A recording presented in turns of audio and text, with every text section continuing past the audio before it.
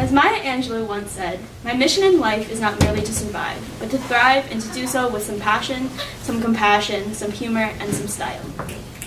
Hi everyone, my name is Gemma and I'm from Medford, Massachusetts. Before coming here to CSG, I struggled a lot with change and the insecurity that a changing environment brought me. I rarely spoke up in class and was most comfortable sitting in a quiet space reading, listening to music, and doing homework. I noticed that a lot of my time was spent on making sure that those around me were pleased. The choices I made, actions I took, and words I spoke were all in order to make sure those around me were happy, regardless of what my opinions or feelings were. I believed that this was something everyone worked for in life. I thought that being selfless was the most important thing a person could be. But then I realized that there were so many, many more things to strive for. Happiness, adventure, freedom. Now, let's scroll backward a few months to January of 2016. I'm a sophomore at Medford High School, home of the Mustangs, and I'm completely and absolutely 105% done with school, friends, and all the other drama teens in first world countries go through. My best friend of 9 years was finally pushing me past my breaking point, and no matter how positive I tried to stay, school was just becoming too overwhelming. As I mentioned before, I don't like change. I cry every year knowing I will be moving on to the next grade, even though I would be in the same school with the same people. But I was ready to get out of this town for a few months and experience something new, and CSG seemed like the perfect change I needed.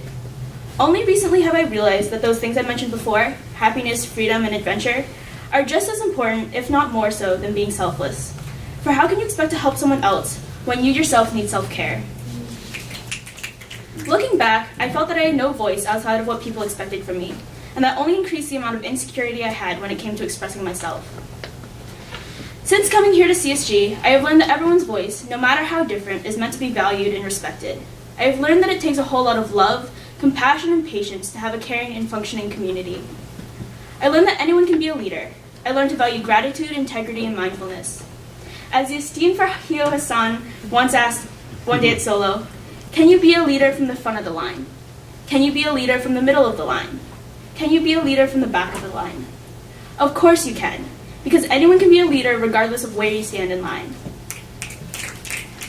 This truly inspired me and pushed me to step into the role of being leader of the day, a role appointed to you by the previous LOD, giving you the responsibility to make decisions for the community and make sure that everyone stays on task. As a quiet, reserved person, it was hard for me to take that leap and take charge. But thanks to Farhio, I learned that it's okay to lead from the middle of the line. As long as your ideas get across and you can share your values with a group of people, there is nothing stopping you from being a good leader.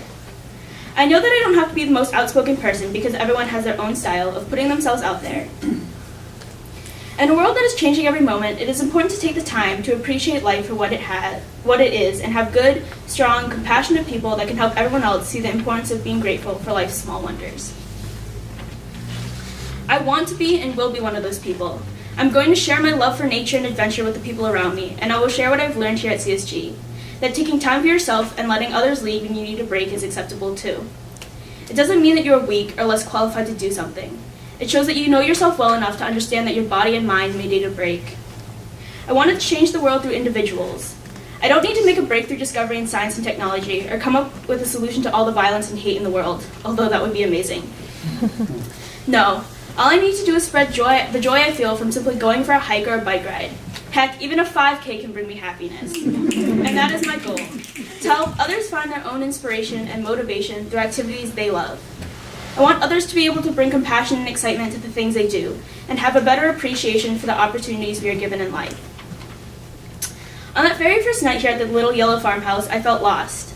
I was told that I would build lifelong bonds with these people, that they would soon be closer to me than many of my friends back home. But how could that be? I knew next to nothing about these individuals aside from their names, and even those I wasn't so sure of. But on that very first night in Bunk Room 1, with the song Riptide fresh in everyone's mind, there was a definite click that happened with everyone in that room. I would soon learn that this was one of the few rare moments in life where you can feel absolutely content in that one moment. To sit and listen to the silence and feel as though this is where you were meant to be, with people you would soon be closer to than what most people would honestly be comfortable with. Since then, we have all grown to be one big, crazy, weird, and adoring family. Staying up late at night to talk when everyone is supposed to be sound asleep in their bunks, and hearing Olive talk about, really needing some of that water right now, even though it was 4:30 in the morning and no one knew what she was referring to.